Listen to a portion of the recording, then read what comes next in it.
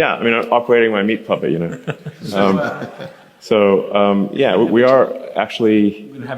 And by the way, it turns out, like, as we're designing Optimus, we sort of learn more and more about why humans are shaped the way they're shaped, and why we have 5 fingers and why your little finger is smaller than your index finger. Obviously why you have opposable thumbs, but also why, for example, the muscles, the major muscles that operate your hand are actually in your forearm, and your fingers are primarily operated like the muscles that actuate your fingers are located. The vast majority of your finger strength is actually coming from your forearm, and your fingers are being operated by tendons, little strings.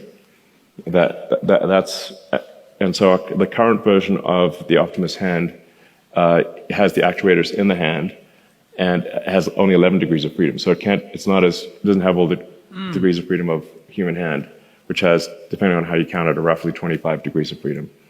Right. And it's also like not strong enough in certain ways because the actuators have to fit in the hand. So the next generation Optimus hand, which we have in prototype form, the actuators have moved to the forearm, just like a human, and they operate the fingers through cables, just like the human hand. And then the next generation hand has 22 degrees of freedom, which we think is enough to do almost anything that a human can do. And